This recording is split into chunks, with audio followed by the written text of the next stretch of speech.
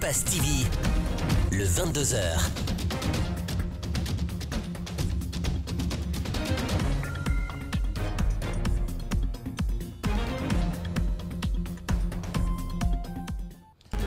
Vous nous regardez à Concitel, c'est à Gawal. Merci de nous préférer. Bonsoir et bienvenue dans cette édition d'information dont voici le sommaire.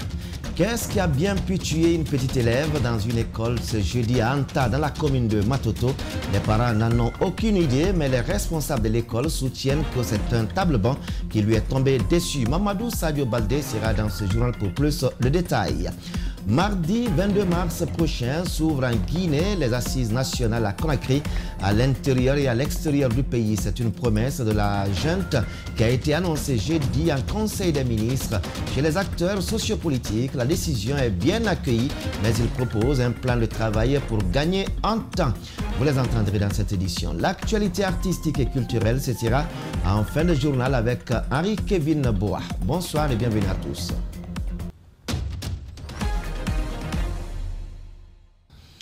Une fois encore, bonsoir. Âgée seulement de 3 ans, une fillette est morte ce vendredi dans une école au groupe scolaire Anta Plus. Selon la version des responsables de l'établissement, c'est un table-banc qui serait tombé sur l'enfant. Une version qui a du mal à passer aux yeux de la famille biologique. Les autorités ont mis la main sur l'encadrement pour des fins d'enquête. Mamadou Sadio Baldé pour les détails. C'est le corps d'Assiatou Diallo. Partie à l'école, cette petite de 2 ans 8 mois ne reviendra plus à la maison familiale. Son père a reçu l'appel de sa femme, l'alertant de la mort de leur fille. Une fois dans l'enceinte de l'établissement, il a été reçu par le directeur. J'ai trouvé le directeur ici. J'ai dit, directeur, ça va? Oui, ça va. J'ai dit, où est mon enfant? J'ai demandé 3 fois, il n'a pas répondu. J'ai dit, dis-moi, où est mon enfant?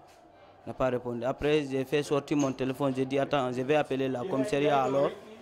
C'est à ce moment il a dit, ah, Angola, excuse-moi, viens voir ton enfant. Après, mon enfant est couché ici. J'ai rentré, j'ai dit, ah, mon enfant est décédé. La scène du crime est effacée. Au lieu d'envoyer l'enfant au plus vite à l'hôpital, l'école se serait préoccupée à laver le sang, s'indigne le père de la victime. Il a dit, ah, ils ont s'amusé sur le banc, c'est le banc qui a tombé sur lui. Après, directement, j'ai parti là-bas. J'ai dit où? Ils ont dit ici. J'ai dit, ah, toi mon enfant est décédé. Tu as dit c'est le banc qui a tombé sur lui. Pourquoi tu as lavé les sangs? Ou bien tu as mon numéro? Pourquoi tu n'as pas m'appelé? Moi-même je vais venir, on va partir prendre l'enfant, amener à l'hôpital. Toi tu as amené à l'hôpital, j'ai trouvé l'enfant est décédé. Je n'ai pas trouvé sang, tu as lavé le sang. La dia Angola, des condoléances, des condoléances. La clinique Saint-Cati est à quelques enjambées de l'école. Étonnant que cela puisse paraître, la victime a été acheminée tardivement. On a reçu la fille, bon, c'était un dépôt de corps qui saignait au niveau de la bouche et le nez. Donc dans cette circonstance, on ne pouvait plus rien faire. Il fallait garder le corps et faire appel à ses parents. Un dépôt de corps que le père de l'enfant a du mal à comprendre, d'autant plus que les traces sur l'accident sont effacées. Moi, je n'ai pas confiance en ce qu'on m'a parlé. Pour le moment, c'est la seule version disponible, à moins que cette caméra de surveillance n'apporte plus de détails sur la mort d'Assiatou Diallo. Les responsables de l'école, eux, auraient été envoyés par les autorités pour des fins d'enquête. Paix à l'âme de cet enfant et beaucoup plus de sécurité dans nos écoles, surtout avec les tout-petits. C'est un conflit domanial qui remonte à l'époque des opérations de déguerpissement engagées par le régime déchu de Alpha Condé. Le domaine qui fait l'objet des litiges se situe à la Sigue Madina, dans la commune de Matama. Un certain Aliwan Sako serait opposé à la belle famille de l'ancien gouverneur de la ville de Conakry, le général Mathurin Bangoura. Selon Aliwan Sako, le patrimoine bâti aurait tranché en sa faveur, un argument qui est rejeté par le quartier et ses adversaires, la belle famille de Mathurin. Ali Badara Kamara nous fait le point. L'histoire remonte au temps de Dr Ibrahim Kourma, alors ministre de l'Habitat et de l'Aménagement du territoire. Tout est parti des opérations de déguerpissement qui ont touché les boutiques de vente des pièces détachées sur ce lieu. Aliwan est l'un des propriétaires des 10 boutiques touchées. Pour lui, la démolition de leur magasin a été orchestrée par l'ancien gouverneur Mathurin Bangoura qui aurait voulu du domaine pour sa belle famille, qui y était aussi installés. Dans ce domaine, Mathurin est venu nous faire un abus d'autorité. Ce n'est pas Général Mathurin qui nous a logés ici. Il a profité d'une mission d'État de moins, de venir démolir nos 10 boutiques. Les boutiques ont été construites par nous-mêmes. Ce n'est pas Mathurin qui a construit, ni sa belle famille. Sur la foi de ces documents, Ali Wan est reconnu comme locataire du patrimoine bâti public. Donc, il devrait procéder à la reconstruction des boutiques. Une justification qui ne passe pas sur le conseil du quartier. Je m'inscris en faux parce que tout le problème se situe au niveau du patrimoine bâti. Comment est-ce qu'un service compétent peut donner un contrat d'un lieu qui a déjà un contrat? Un contrat déjà donné à quelqu'un d'autre. Comment on peut donner un autre contrat à Ali Wan? C'est de l'absurdité pure et simple. C'est révoltant. Selon Ali Wan, le général Mathurin Bangoura a reconstruit sur ce domaine après le déguerpissement. Saisi de la situation, le patrimoine bâti public a donné l'ordre de démolir à nouveau. Sur la question, nous avons tenté de joindre l'ex-gouverneur en vain et le quartier veille sur le domaine en attendant le verdict final. Nous, on a décidé comme quoi que Ali Wan ne doit pas venir dans le coin là et la belle famille de Mathurin aussi ne doit pas aussi venir. Donc c'est notre décision. Le dossier est devant le tribunal de première instance de Mafanko et le rendez-vous est donné pour jeudi prochain. Parlons politique à présent et transportons-nous dans le Nabaya. La désignation de l'ancien Premier ministre à la tête du comité exécutif provisoire du RPG Arc-en-Ciel continue de faire réagir les militants et cadres du parti. C'est le cas à Kankan, fief traditionnel de l'ancien parti au pouvoir. Sur la question, les avis restent partagés et c'est un reportage de Alpha Oumar Koïta, notre correspondant régional. Souri Sano est membre du bureau politique national et de la coordination régionale du RPG Arc-en-Ciel en Haute-Guinée. Il dit ne trouver aucun obstacle au choix de l'ex-premier ministre guinéen à la tête de cette première formation politique du pays, à partir du moment où le choix est fait, dit-il, par le fondateur du parti. Nous avons toujours dit que celui que le président Alpha Condé va montrer pour prendre le parti en charge de façon intérimaire, c'est celui-là que nous nous soutenons. Donc moi je suis pour le choix de M. Kassori. Cet avis n'est pas du tout partagé par Talibi Dabo, un des membres influents de la coordination régionale du RPG Arc-en-Ciel en Haute-Guinée, qui n'inspire aucune confiance en cette déclaration selon laquelle Kassori Fofana aurait été désigné par Alpha Condé pour conduire les destinées du parti. Je refuse que Kassori soit imposé, mais j'accepterai que Kassori soit choisi par l'ensemble de nos structures. Tant que cela n'est pas, moi, Talibi Dabo, je continuerai à dénoncer. Peut-être que je ne serai pas entendu. Peut-être que la force va me vaincre. Selon lui, ces choix constituent à la fois une violation flagrante du statut et règlement intérieur du parti, mais aussi un acte de trahison de la part de certains caciques de l'ancien parti au pouvoir, ce qui pourrait négativement impacter, à l'en croire, au bon fonctionnement du parti à l'avenir. D'où cette invite à l'endroit de l'ancien Premier ministre. Je voudrais amener Ibrahim Kassori Fofana de me montrer, de me prouver qu'il incarne un leadership, qu'il est capable de rassembler. S'il préfère un groupe et laisser l'autre groupe, il ne gagnera pas. Pour Bangali Silla, jeune activiste de la société civile, Alpha Condé est le seul et l'unique responsable de cette cacophonie qui règne actuellement dans son parti. Parce que ça fait plus de 30 ans, il est le seul président du parti. Le parti n'a pas organisé de congrès. Et là, pendant plus de 10 ans de gestion, il n'a pas pu préparer, comme on appelle ça, relève. Et voilà, aujourd'hui, après 6 mois de son départ, il y a des problèmes au sein du parti. S'inspirant du passé de l'homme, Bangali Silla estime que le choix de Kassori Fofana à la tête du RPG prouve à suffisance à tel point le parti est en crise de leader. Merci Alpha Omar Koïta. Depuis Kankan, le président de la transition, le colonel Mamadi Doumbouya, a instruit l'arrêt des activités de Winnie Consortium Simandou à travers le projet de gisement de fer. C'était à la faveur du Conseil des ministres ce jeudi. Selon les acteurs du secteur, c'est une situation qui risque d'envoyer plusieurs travailleurs au chômage technique, mais aussi a renvoyé une mauvaise image du pays à l'international avec un projet assez litigieux. C'est du moins l'avis de certains acteurs du secteur que nos reporters Alcéni Bari et Ibrahima Soli Kamara ont rencontré ce vendredi suivant. C'est lors du Conseil des ministres de ce jeudi que le président de la transition a suspendu les activités liées à l'exploitation du fer de Simandou. Une décision qui s'explique par la non-réalisation de l'étude de faisabilité du projet ferroviaire Kerouané-Forêt-Karia demandé par l'État guinéen en décembre 2021. Leur étude de faisabilité n'a pas encore été validée par l'État. Donc, c'est ce qui pousse aujourd'hui le gouvernement guinéen à arrêter les travaux de Winning Consortium Simandou. Cette annonce est lourde de conséquences pour les citoyens qui évoluent au sein de la société dans le cadre des travaux préparatoires au port de Moribaya ou encore au niveau des tunnels de Madinaoula et Ourekaba. C'est déjà un poids social pour l'État en termes, disons, de chômage pour les travailleurs qui avaient de l'emploi. Mais de l'autre côté, ça risque de jeter en fait un discrédit sur ce projet, un doute sur la réalisation de ce projet.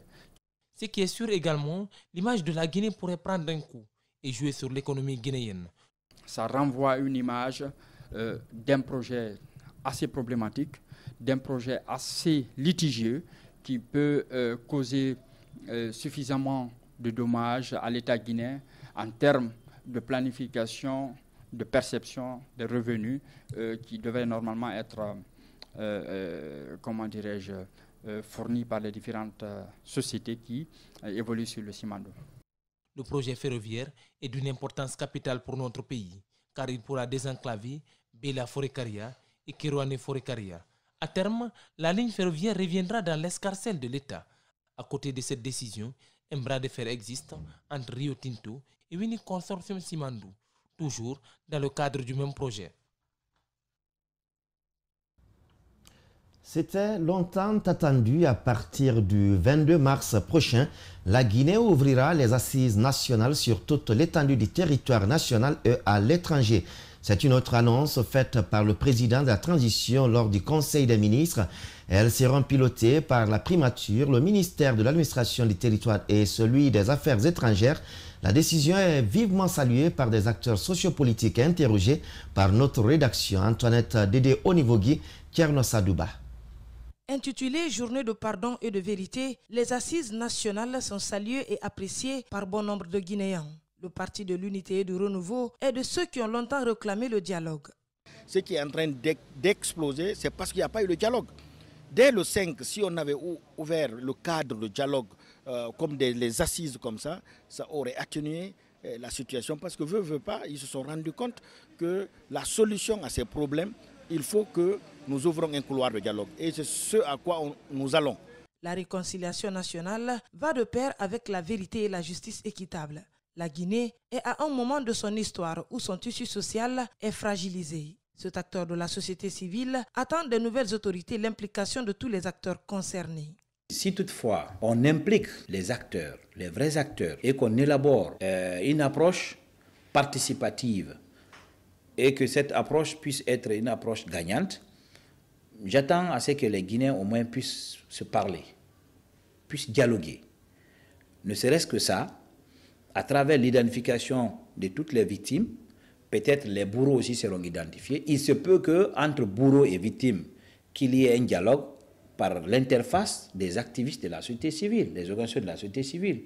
Ces assises toucheront également les Guinéens de l'étranger. En séjour à Conakry, Abdoulaye Bari propose au CNRD de gagner en temps en examinant d'abord les rapports tirés des consultations nationales et de celui élaboré par les religieux lors du régime précédent.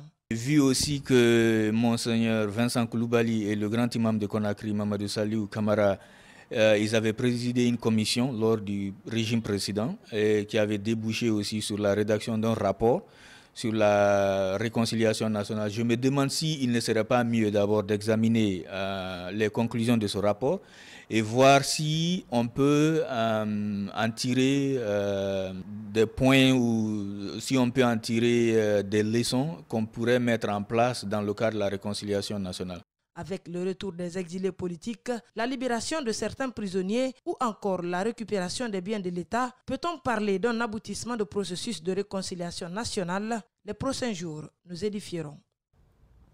Antoinette Dédé, au niveau Guy, la Guinée se dote d'une salle de monitoring du mécanisme national interministériel de rapportage et de suivi de la mise en œuvre des recommandations en matière des droits de l'homme.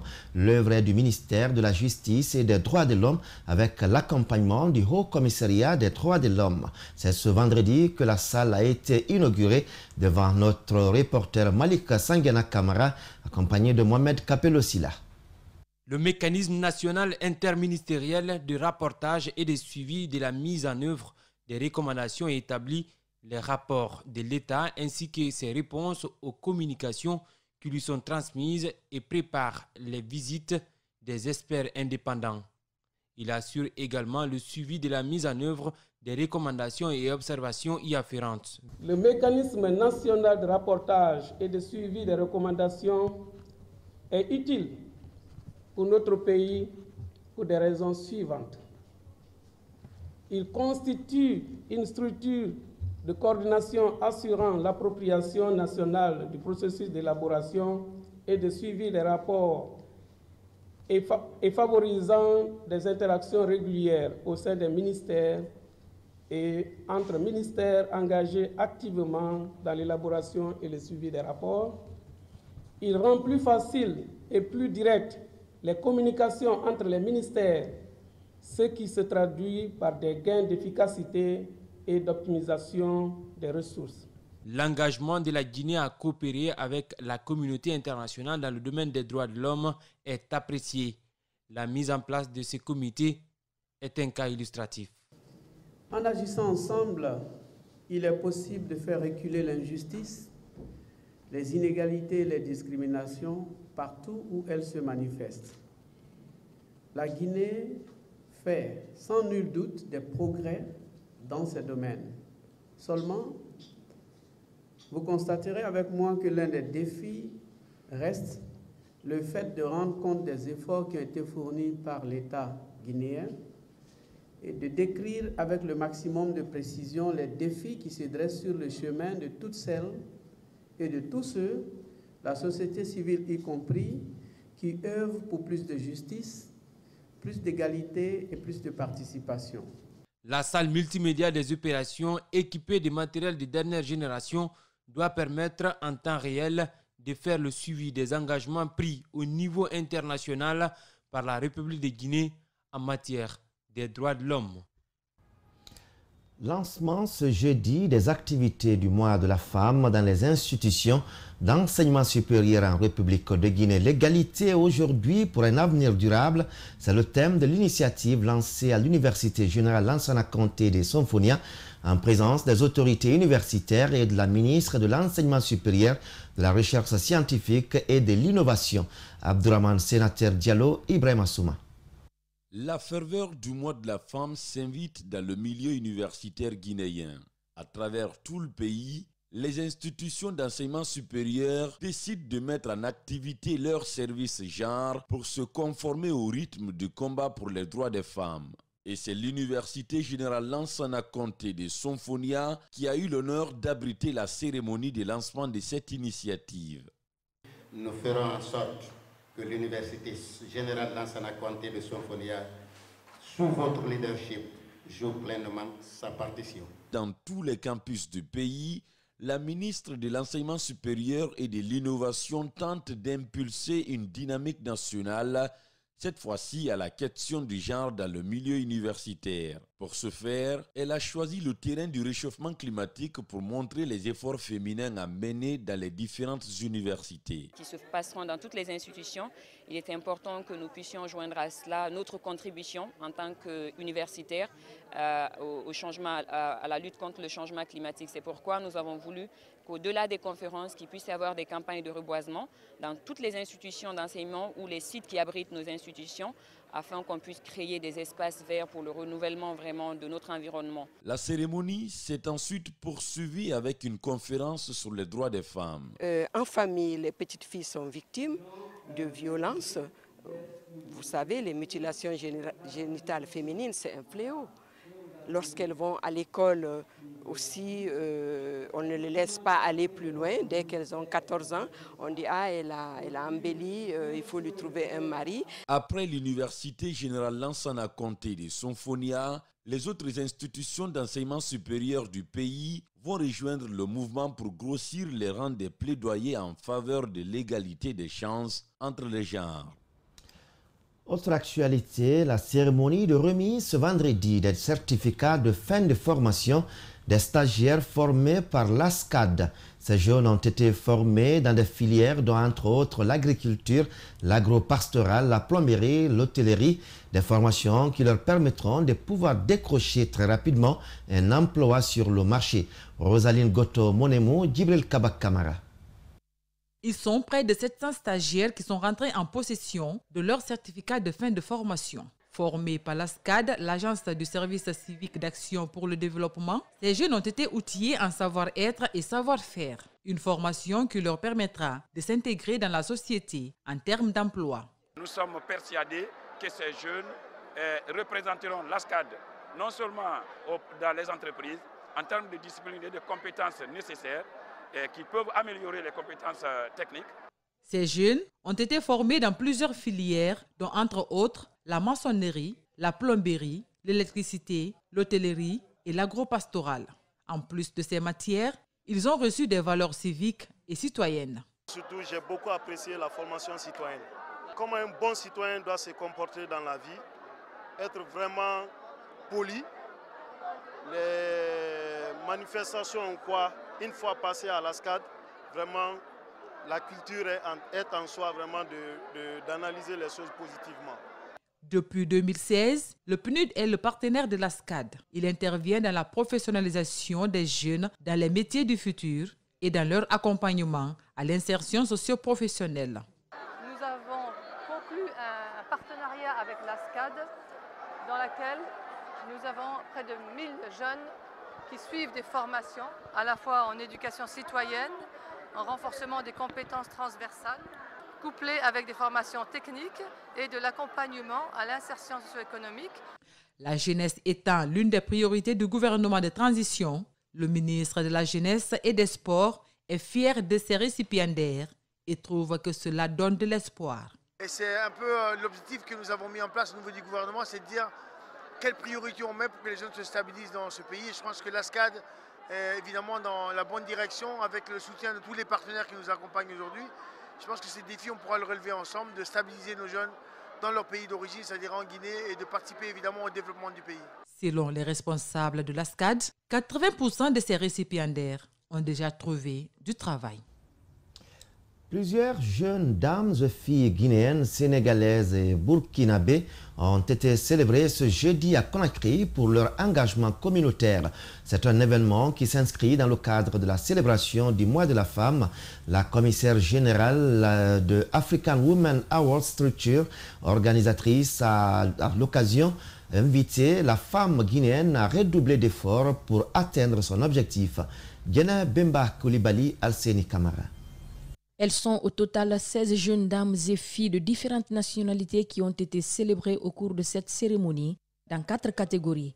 Il s'agit notamment du leadership féminin, de l'entrepreneuriat féminin, de l'engagement communautaire et des médias.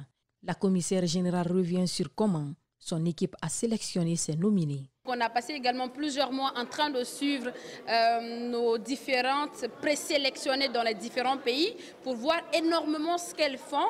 Est-ce que c'est vrai, c'est ce qu'elles font, ou est-ce qu'il y a du plagiat, ou est-ce que ce n'est pas vraiment le vrai en fait. Donc on a mis également dans ces pays-là des commissions en place, des commissions qui nous relaient des informations à chaque fois qu'une fait une activité. Fatou Keita fait partie de ces nominés. Elle se réjouit de cette distinction parmi tant de jeunes dames et filles qui font bouger la Guinée. Je pense que nous n'avons pas aussi été choisis par hasard. Nous sommes nombreuses en Guinée. Mais si le choix a porté sur nous, je pense que c'est par rapport à tout ce que nous faisons. Cette dame venue de Burkina Faso a été aussi nominée dans la catégorie engagement communautaire. Elle dit être contente de voir son engagement récompensé hors de son pays.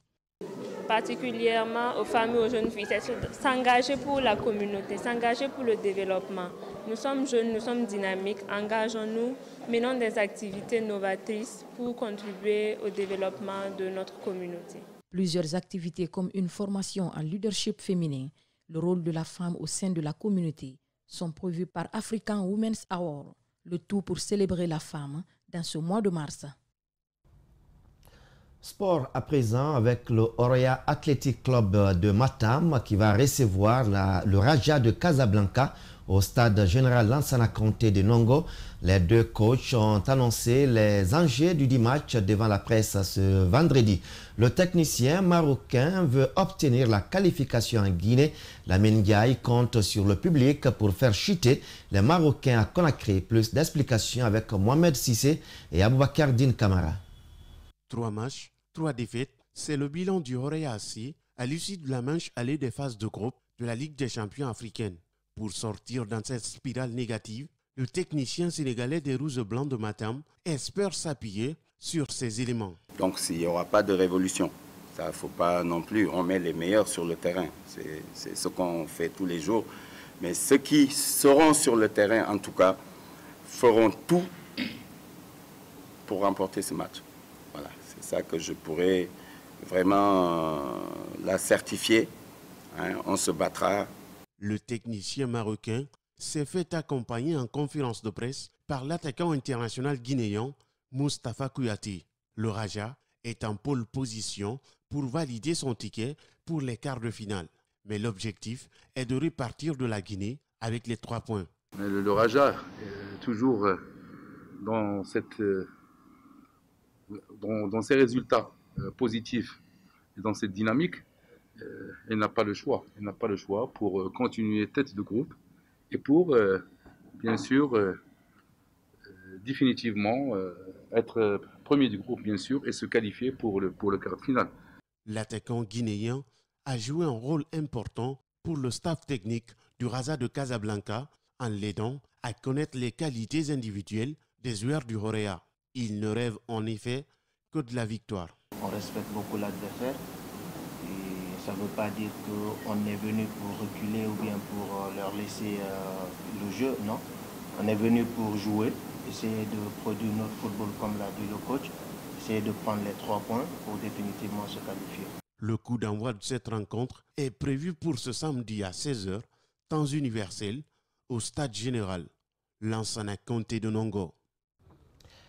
Une victoire, 2 défaites, c'est le bilan actuel de SLAC au Basket Africa League qui se joue en ce moment même à Dakar au Sénégal. Le club guinéen qui est 3e de son groupe a encore son destin en main car s'il gagne son match de demain, il validera son ticket pour les quarts de finale. Cependant, un souci d'ordre financier risque de mettre les efforts dans l'eau. C'est le président du club qui l'a confié à notre rédaction ce vendredi, Abdraman Sénateur Diallo et Mamadou Boyiba.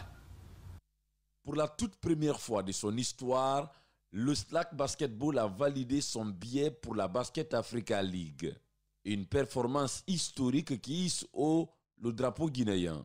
L'équipe a été qualifiée pour le 2e meilleur tournoi dans le monde. Et cet résultat-là a hissé le drapeau guinéen. Aujourd'hui, on peut dire qu'on est parmi les meilleures 12 équipes en Afrique. Pour mieux aborder la compétition, il fallait renforcer l'équipe. Plusieurs joueurs ont ainsi été recrutés et le bilan à mi-parcours est satisfaisant, estime le président du club. On a renforcé l'équipe avec des étrangers. On a atteint un niveau professionnel. On a commencé même contre Douk, le Sénégalais, par une victoire. Après, on a perdu le 2e match contre le vice-champion. Le 3e match, malheureusement, à la buzzer même, on a perdu le match. Donc, aujourd'hui, ça suffit encore de gagner un match pour être qualifié pour un quart de finale. Donc, ce n'est pas difficile. De l'achat des billets au salaire des joueurs, le président du SLAC dit avoir investi toutes ses ressources pour être au rendez-vous de Dakar. Mais à date, il n'est plus en mesure d'honorer certains engagements pris avec les joueurs. Le seul espoir, l'appui de l'État. L'aide de l'État, parce qu'on représente le pays. Je sais que c'est un club privé, mais quand j'arrive à ce niveau-là. Je ne parle plus au nom du club seulement. Abbas est déjà rentré en contact avec le ministère des Sports. Des promesses ont été faites, mais le temps joue en défaveur du club, car certains joueurs menacent de boycotter le prochain match. Merci donc à Mamadou Boyi et Abdourahmane Sénateur Diallo pour ce reportage. À présent, place à notre actualité, art et culture.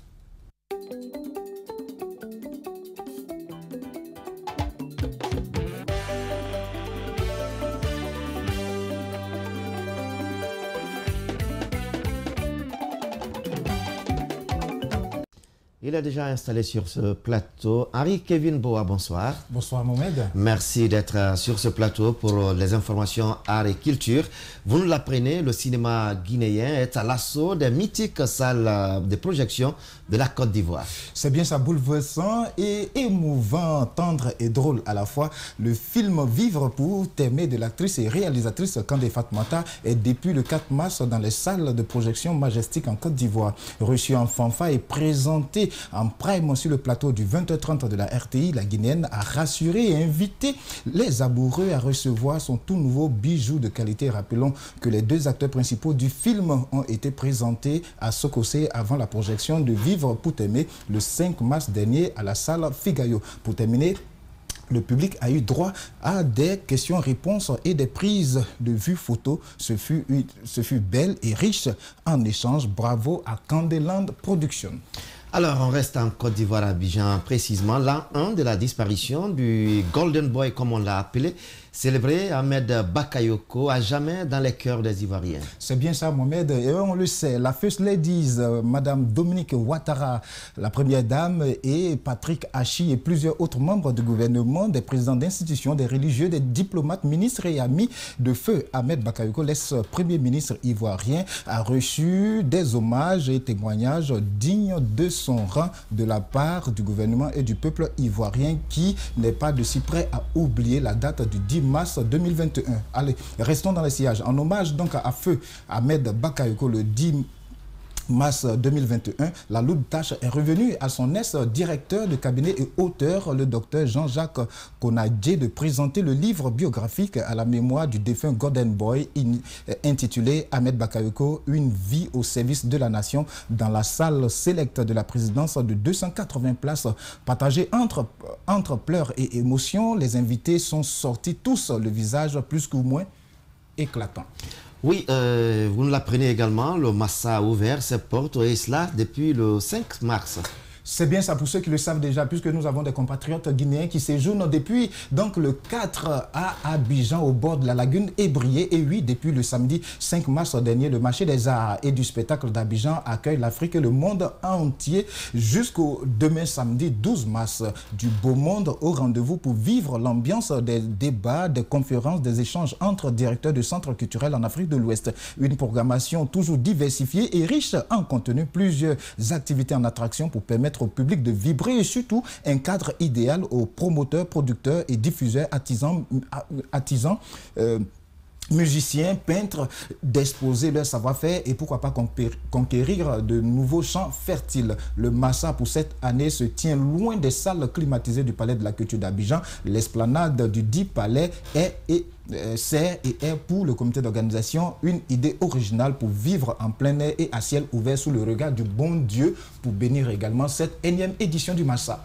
Alors, pour terminer, en 4e position de l'information, la plus belle Miss des prisons nigérianes est connue. Oui, c'est bien ça, Daouda. Pour ceux qui ne le savent pas, c'est-à-dire, je prends un exemple, c'est-à-dire que c'est, par exemple, si c'est en Guinée, toutes les prisons de la République de Guinée, par exemple, il n'y a pas que les garçons qui volent, il y a aussi des femmes qui volent et ça se passe au Nigeria où une compétition pour élire la plus belle Miss des prisons, c'est-à-dire qu'on sélectionne dans toutes les prisons de la République nigériane pour compétir. Et pour cette édition, c'était hier, je tiens à vous le préciser, la finale a eu lieu hier et la couronne de la plus belle Miss prisonnière du Nigeria est revenue à Chidima Ojukwu qui remporte le concours Miss Prison du Nigeria. Elle repart, tenez-vous bien, avec 200 000 naira et si possible réduction de peine, c'est-à-dire que si elle a 10 ans, puisqu'elle est élue la nouvelle Miss, ça va dépendre de son comportement en prison. Et puis sur les 10 ans, elle peut avoir 8, elle peut avoir jusqu'à 5 ans de réduction. Même si on ne va pas en prison que pour le vol. Merci à vous, Harry Kevin Boa. Merci Daouda, merci à nos audio-spectateurs. Merci également à nos techniciens, Alia Kamara Sokra, Mbabakar Fotesouma, et le troisième, il est là également. Merci à tous de nous avoir regardés. On vous laisse à présent en compagnie de notre rubrique Public Reportage.